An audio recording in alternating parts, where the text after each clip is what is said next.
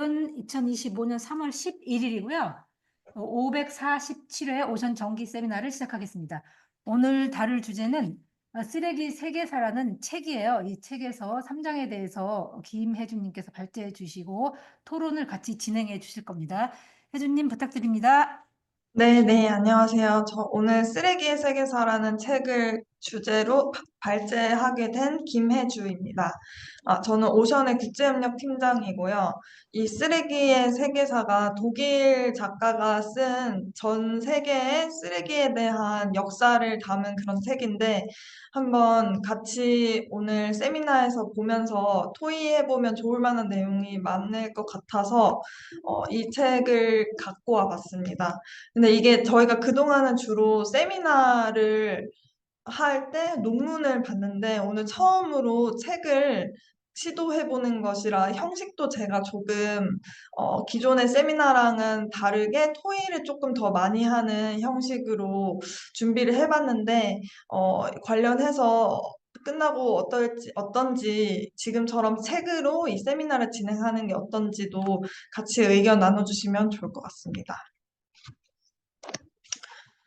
어,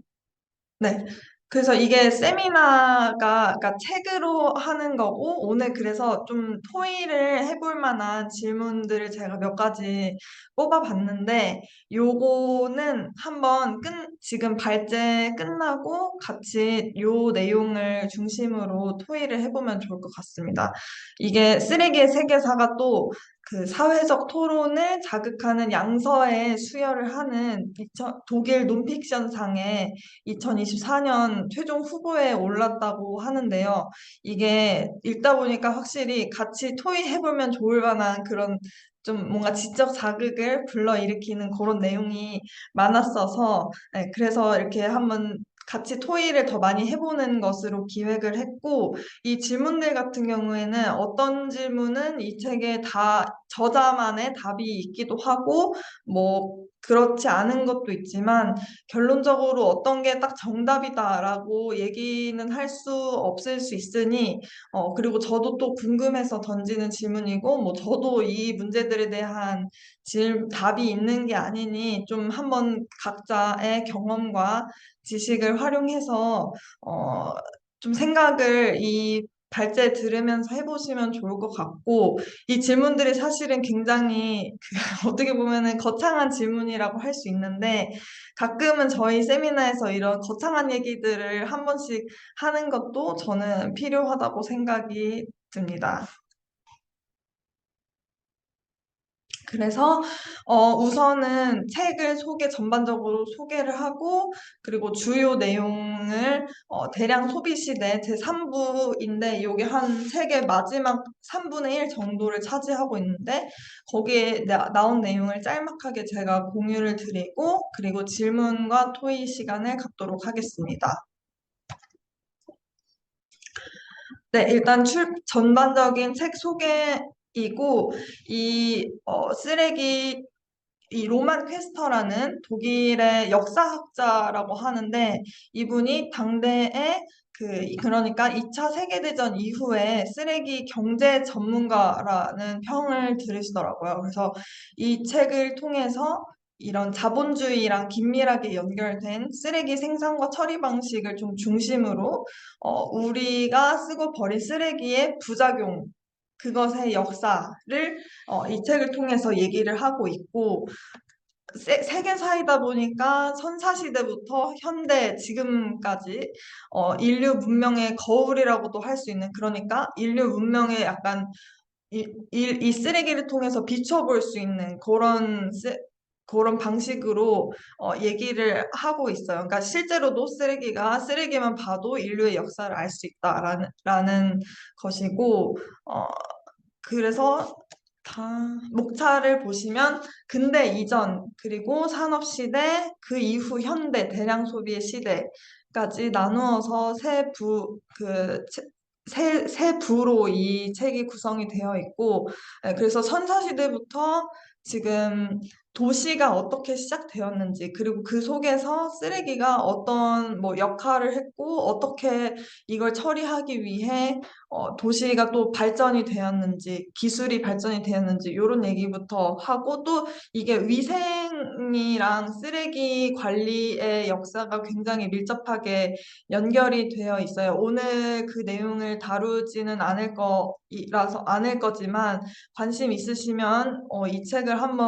저는 한 번씩 읽어보시는 거는 좀 적극적으로 추천을 하고 있고, 이후에 산업시대에 들어와서 이 회색빛 도시 시작이라는 요 챕터에서는 산업혁명에서 있어서 또 기술이 발전할 때 어떻게 쓰레기가 역할을 했는지, 특히 그 쓰레기통을 발전시키는 거가 굉장히 기술적으로 약간 혁신의 최전선에 있었다. 약간 이런 얘기가 나오고 있고, 그리고 마지막 3부에서는 대량 소비 시대에 들어서서 어떻게 이 쓰레기가 폭발을 이렇게 하게 되었는지, 그리고 마지막으로 이런 폭발하는 쓰레기의 시대에 우리는 어떻게 대응을 하고 있는지, 그 13장에 지금 가난과 부 요 챕터에서는 어, 그 개발도상국으로 어떻게 선진국들이 쓰레기를 밀어내고 처리를 하는지 그런 내용도 조금 들어가 있는데 오늘 이게 너무 이 책이 정말 인류의 역사를 다루고 있어서 막 도시사도 나오고 이런 식민주의 얘기도 나오고 하다 보니까 모든 내용을 다 다루지는 못하는 점 참고 부탁드리고 네, 마찬가지로 궁금하신 부분들 있으면 챕터별로만 읽어봐도 충분히 이해가 잘 되시리라 생각합니다. 그래서 이 책을 딱 요약을 잘 서론 들어가는 부분에 해두셨어요. 이 저자분께서. 그래서 근대 이전 산업시대, 대량 소비시대 이렇게 나누어가지고 쓰레기가 어떻게 발생했고, 재활용 어떻게 했고, 인식 어떻게 했고, 정책은 어땠고, 뭐 그걸 구분을 어떻게 하고 약간 요렇게 좀 굉장히 함축적으로 요약을 잘 했는데 결국에는 좀 요걸 한 번 더, 그래서 이 책에 대해서 핵심 요약을 하자면, 이 모든 자원이 고갈되는 세상에서 유일하게 늘어나는 자원은 쓰레기이고, 그러한 인류의 정착이랑 문명 형성의 한가운데에는 항상 쓰레기가 존재를 해왔다. 그래서 이걸 처리하는 것은 늘 선사시대부터 지금까지 인류의 과제였고, 동시에 이 쓰레기는 당대 사회를 반영하고 있다. 라는 것이 이 책을 통해서 알 수 있는 핵심적인 내용이었고, 좀 자세히 한번 표를 보면, 짚어보면 좋을 게, 어, 이게 쓰레기의 발생이 지금 근대 이전에는 도시 내 밀집 지역에도 쓰레기가 적었고, 지금 그 다음에 산업시대로 들어오면서 도시 내 밀집 지역에서 쓰레기 양이 증가를 했고, 대량 소비 시대에는 훨씬 더 이게 엄청난 양으로 증가를 하면서 사회 전반에 로 떠올랐다고 되어 있는데, 여기서 저자가 이 표에는 없지만 강조를 하는 것은 이게 단순히 근데 이전에는 그래서 쓰레기가 없었고 잘 처리가 됐고 대량 소비 시대에는 많은 쓰레기가 나왔다. 그래서 근대 이전 또는 과거에는 약간 어떻게 말하면 순환 경제를 이뤘다가 오늘날에는 선형 경제로 바뀌어서 모든 것이 버려지고 있다. 이런 일반화는 하지 않아야 된다라고 얘기를 하면서 이 세계사를 봤을 때 물질적이고 좀 구조적인 관점에서 이 세상이 점점 더 복잡해졌고, 그리고 폐기랑 재활용, 뭐 절약과 낭비, 요런 거 사이에 몇백 년의 시간을 거친 좀 축적된 경제적인 역학 구조가 존재한다라는 것을 이 책을 통해서 알려주고 싶어 하고요. 이 저자가 아까 쓰레기 경제에 대한 전문가라고 말씀을 드렸는데, 전체적으로 세계사이긴 하지만 이 쓰레기라는 키워드가 경제를 두고 계속 이렇게 그 개념이 그 경제를 중심에 두고 이렇게 인류사에서 흘러가는 것을 이 저자는 설명을 하고 있습니다. 네. 그리고 그게 한 가지고, 또 한 가지 짚고 싶었던 거는 이게 저자가 독일인이기도 하고 아무래도 역사라는 것이 특히 세계사라는 것을 보면은 대부분 막 서구권의 역사를 얘기를 하잖아요. 그래서 이 책에서도 조금 유럽이랑 미국을 중심으로 특히 유럽 중에서도 저자가 독일인이다 보니까 독일 얘기가 꽤 나오긴 하는데 그럼에도 다른 지역의 그 기록이나 역사를 최대한 활용하려는 그런 노력은 그래도 엿볼 수 있었습니다. 근데 한국의 역사, 그러니까 쓰레기랑 관련한 한국의 역사는 이 책에서 안 나왔어요. 안 나왔던 걸로 제가 처음부터 끝까지 읽으면서 안 나왔던 걸로 기억을 하는데, 어, 되게 뭐 필리핀 사례도 계속 여러 번 나오고 뭐 중국 다른 아시아 국가의 사례도 나오는데 한국이 굉장히 뭐 우리는 조선왕조실록도 있고 이런 것에 대한 기록이 많지 않을까 하는데 그런 것도 좀 읽으면서 그런 기록은 저자가 못 찾았던 것일지 궁금했습니다. 저도 우리나라의 쓰레기 관리 역사는 잘 모르겠는데 그래도 좀 특기할 만하다고 저는 생각하는 게 우리나라가 예전부터 막 백이 민족이다 이래서 해외에서 이렇게 우리나라로 와서 뭐그 약간 옛날에 외교관 같은 분들이 뭐 와가지고 기록한 거 보면은 막 옆에 나라들은 다 더럽고 막 이런데 한국은 막 엄청 깨끗하다 막 이런 얘기가 적혀 있었다고 막 역사 이야기를 들으면 항상 그런 얘기를 들었던 것 같아서 그 얘기는 쓰레기를 관리를 우리나라도 예전부터 나름대로 잘 해왔던 것이 아닌가? 약간 이런 생각이 들었는데 뭐 아시는 게 있다면 이따가 토의 시간에 관련해서 공유를 해주셔도 좋을 것 같고요. 그래서 그 3장 전에 어, 근대화 산업 부분에 서 같이 보면 좋을 만한 내용을 여기 담아 보았는데 일단은 첫 번째로는 쓰레기의 역사를 다룰 때는 그 폐기되는 물건이 폐기에 앞서서 생산되는 조건을 자세히 살펴보아야 한다고 얘기를 하고 있습니다. 그러니까 인간이 어떻게 이 물자를 절약을 해왔는지 예전 같은 경우에는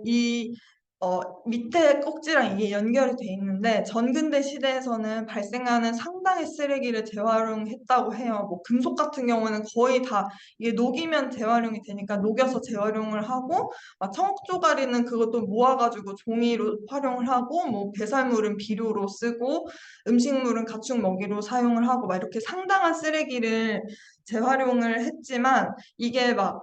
전근대 시대의 인류가 막 환경을 위해 우리가 인류의 지속 가능성을 위해 재활용을 합시다. 이렇게 말하지 않았을 거잖아요. 뭐 어떤 사람은 그 당시에 이제 지속 가능성을 지향하는 뭐 특수한 도덕관념이 있었다라고 얘기하는 사람도 있다고는 이 책에서 하긴 하는데 뭐 어쨌든 그럴 가능성보다는 실제로 물질적인 좀 결핍을 해결하기 위해서 이런 대부분의 쓰레기를 재활용을 해왔다라고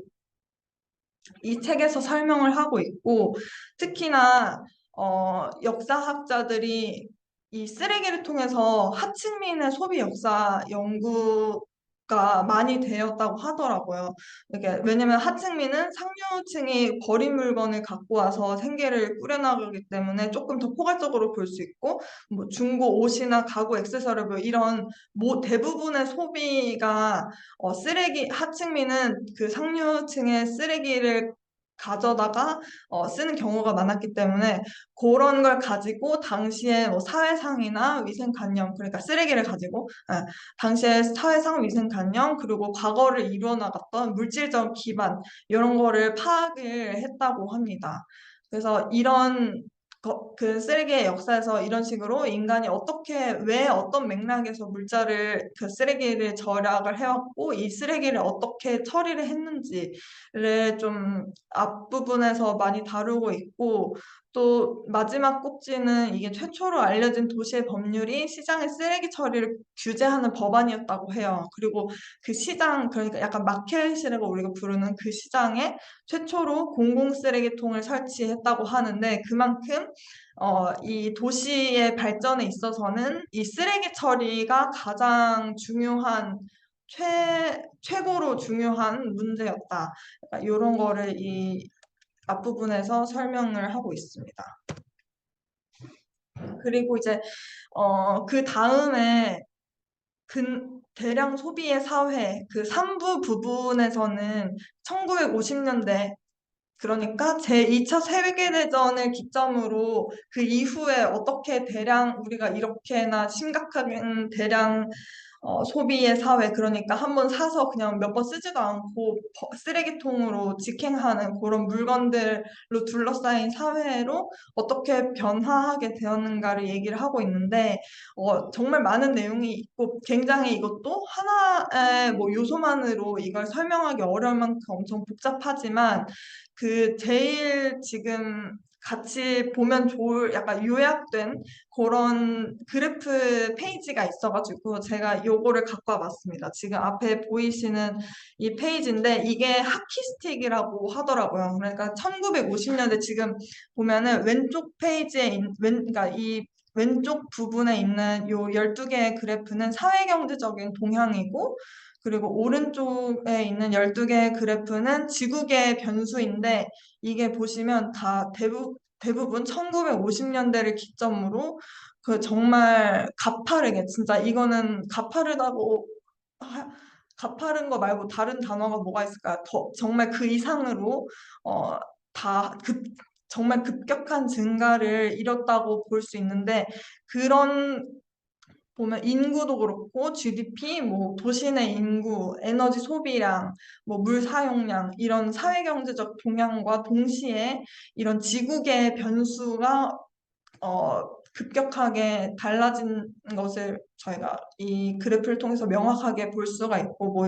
이산화탄소, 기후변화를 유발하는 이산화탄소, 이산화질소, 메탄, 그리고 오존도 굉장히 문제였었죠. 지금은 그래도 어느 정도 이게 해결이 되었지만, 그리고 표면 온도, 뭐 바다 산성화, 해산물의 포획이나 새우 양식량, 뭐 열대림 손실 이런 것도 어, 1950년대에 세계 2차 대전 이후를 기점으로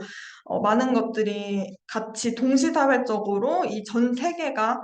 변화한 것을 알 수 있습니다. 그래서 이제 이걸 대가속이라고도 부르는 거고, 여기에는 이게 그 인류세 무슨 위원회에서 요 그래프를 한 번에 다 만든 거라고 하더라고요. 근데 여기에 쓰레기의 양적 증가 그래프는 없는데 이 책에서는 이 쓰레기의 양적 증가도 이 시기랑 맞물려서 가파르게 성장을 했다. 폭발적으로 이런 경제 성장과 사회적인 그 변화와 맞물려서 폭발적인 자원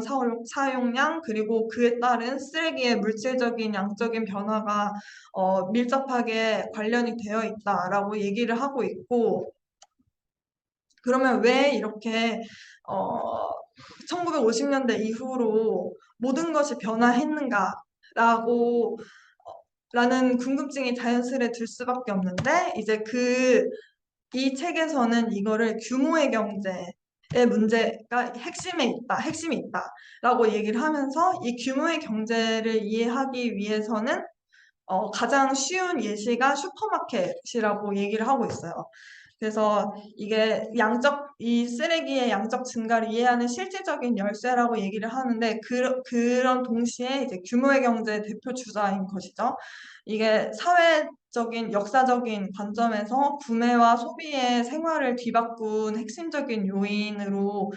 설명을 하고 있고, 이게 소비자가 판촉행위가 아닌, 그러니까 1대1 뭐 그런 판촉행위가 아니라 포장이 붙은 라벨에서 상품 정보를 얻으면서 좀 더 빠르고 익명성 있는 구매로 이어진 건데 이게 즉 뭐 광고나 막 고객 충성도 이런 그러니까 소비 분야에서 정말 새로운 문을 이제 열게 된 거죠. 근데 이 슈퍼마켓이 어떻게 경제적인 이익을 얻느냐라고 해서 봤을 때 이 구매가 아닌 판매를 최적화하는 과정에서 수익이 발생을 하는 거예요. 그러니까 다시 말해서 규모의 경제를 통해서 더 많은 물건 판매 비용을 절감한다는 건데 이게 이 슈퍼마켓에는 대형 공급자가 형성이 되잖아요. 그러니까 소수의 기업이 우리나라도 왜 이마트 막 이런 홈플러스 이런 데가 시장보다 훨씬 더 막 과일 이런 것도 품질도 그렇고 가격 면에서 규모의 경제를 통해서 막 소비자들한테 대량으로 공급을 하는 것이 잘 볼 수가 있는데 예시를 들자면 네 그래서 그런 식으로 수요를 독점을 해서 시장을 지배를 하는 거고 그러니까 식료품이 이전에는 뭐 지역 내 시장에서 생산되고 공급되었다면 지금은 대량 생산을 통해서 그 생산량을 증대하고 그로 인해서 비용을 절감을 하는 그걸 이제 규모의 경제라고 하죠. 그래서 이 전략이 시장에서 그 지역을 초월한, 그러니까 기존 이전의 세상과 달리 1950년대 이후에 이런 슈퍼마켓을 그러니까 슈퍼마켓들이 생겨나면서 지역을 초월한 그런 슈퍼마켓의 일종의 어,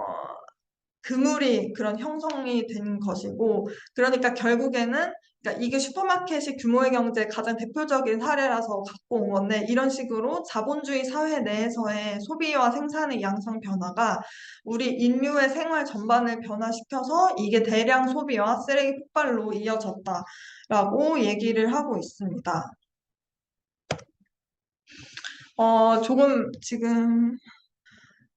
조금 빠르게 이게 왜냐면 뒤에 또 토의 시간에 제가 확보를 하기 위해서 이 책에서 나온 정말 일부의 내용 그렇지만 이 저자가 가장 하고 싶어 하는 내용을 앞에서 조금 설명을 해보았고 그래서 이런 문제, 이런 엄청난 양의 저희는 다 여기 참여하신 분들은 다 이 쓰레기에 그래서 이렇게 대량으로 발생을 해서 어떤 문제가 생기고 이게 지금 우리 사회에 얼마나 치명적인 위협을 가하고 있는지는 다 이해를 하고 계실 거라 생각하기 때문에 그런 내용은 다 생략을 하고 그래서 이런 쓰레기 문제를 어떻게 해결할 것인가라는 것에 대해서 저자가 의견을 이제 결론에서 제시를 하고 있는 부분을 제가 조금 갖고 와 봤습니다. 그래서 이게 좀 같이 자세히 보면 좋을 것 같아서 제가 그냥 텍스트를 통째로 갖고 와 보았는데 그래서 이 수많은 연구들이 이 생활 방식을 바꿔서 쓰레기를 줄이는 다양한 방법을 제시하지만 결과는 좋지 않다라고 얘기를 하면서 그런 식으로 생활 방식을 바꿔서 줄일 수 있는 양은 뭐 20% 정도라고 하네요. 이 20%가 그러니까 어떤 계산을 통해서 이 20%라는 숫자가 나온 것은 모르겠지만 어쨌든 요지는 이 숫자와 별개로 요지는 더 많은 그러니까 궁극적으로 이 쓰레기를 줄이는 방법은 경제에 있다. 그러니까 결국에 생산되는 쓰레기 종류를 결정하는 것은 경제이다라고 그러니까 이 부분이 핵심인 것이고 경제가 어떤 재화를 우리가 생산하고 이걸 어떻게 거래하고 어떤 방식으로 우리의 손에 이 쓰레기가 쥐어지는지를 규정을 한다라고 얘기를 하면서 조금 더 근본적인 이 문제에 접근을 해야 한다고 얘기를 하고 있습니다. 그러니까 지금 1950년대 그 하키스틱 이후로 지금 이렇게 대량 소비의 시대에서 쓰레기가 폭발적으로 증가를 한 것은 결국에는 자본주의 때문이다. 라고 얘기를 하고 있는 것이고 지금 그 다음 페이지의 내용을 보면 때로는 과거의 관습에서 해결책을 찾아야 한다는 주장이 나온다라고 얘기를 하면서 뭐 이전에 제가 아까 대부분의 그런 뭐 금속이나 이런 거 재활용을 했고 뭐 지금도 금속은 근데 많이 재활용이 되고 있다고 하지만 어쨌든 이전에 수리나 개조 재활용이 엄청나게 지금은 한 번 쓰고 버려지는 것과 달리 이전에는 더 많이 재활용을 했다라고 하면서 그러면 어떤 사람들은 이전의 생활로 돌아가야 한다라고 얘기를 하는데 그렇지만 저자가 얘기하는 것은 그 시절에는 그 시절의 경제 체제가 있었고 물자 부족이 또 심각했는데 지금의 상황은 그때랑은 다르다는 거예요. 그래서 절대로 다시 그때 시절로 돌아갈 수 없다라고 얘기를 하면서 이런 관습이 우리의 생활 태도와 자세와 뭐 이런 다양한 문화적인 뭐 그런 관습이 경제 체제와 얽혀 있기 때문에 이것을 이전과 같은 지식으로 당대 쓰레기 문제를 해결할 수 있을 것은 아니다. 이걸 고려하지 않는다면 우리는 함정에 빠질 수 있다. 그러니까 더 핵심적인 측면을 봐야 한다고 얘기를 하고 있는 거죠. 그러면서 현대의 운송 체계는 우리랑 관련이 없는 게 아니라 우리의 행동을 바꾸는 주요한 요소인데 그러니까 쓰레기가 우리의 일상을 간편하게 만들고 시간과 물건, 노동을 덜어주고 이런 운송 체계의 혜택을 통해서 우리가 굉장히 이전에 비해서 시간과 노동을 덜 투입을 하고 있는 게 사실이잖아요. 그리고 어, 이렇게 하면 그런 세상 속에서 우리가 살면서 거대한 국제 쓰레기 공장의 공범이 된다라고 얘기를 하고 있습니다. 그래서 물류 운송 체계가 적어도 어,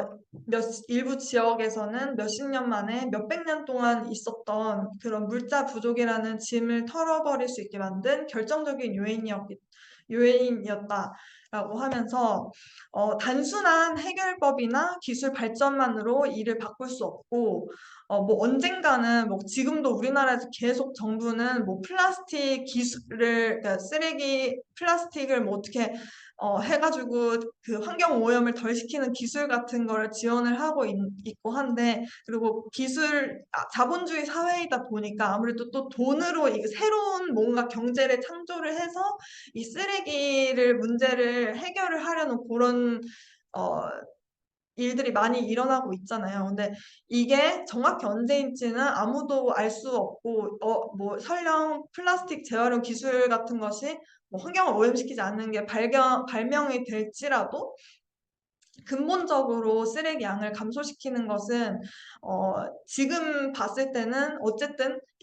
우리의 일상을 더 값비싸고 더 느리고 더 불편하게 만들 것이라는 사실을 얘기를 하고 있습니다. 특히 그것은 빈곤층에게 더더욱 마찬가지인 일이고 그럼에도 불구하고 이런 논의는 필요하다. 우리는 쓰레기가 우리 자신에게 그리고 일상과 삶에 얼마나 깊이 뿌리를 내렸는지 정확히 알아야 하고 과거의 방법으로는 오늘날의 이러한 쓰레기를 감소시킬 수 없다는 점을 알아야 한다. 이러한 깨달음만으로 큰 걸음을 내디딘 것이라 생각한다라고 이 책의 최종적인 그 마무리를 짓고 있고 그러니까 앞에서 제가 계속 얘기를 했던 것처럼 이 저자는 지금 쓰레기 경제의 그 전문가로서 이 쓰레기의 세계사를 통해서 어, 경제를 중심으로 우리가 현재의 그 자본주의 경제 체제를 전환시키지 않으면 이러한 대량 쓰레기의 시대에서 벗어날 수 없다라고 얘기를 하면서 책의 전반적인 결론을 짓고 있습니다. 그래서 이게 조금 관련해서 되게 토의 의견이 많이 있으실 거라고 생각이 되어서 이제 한번 토의를 바로 넘어가면 좋을 것 같습니다. 그래서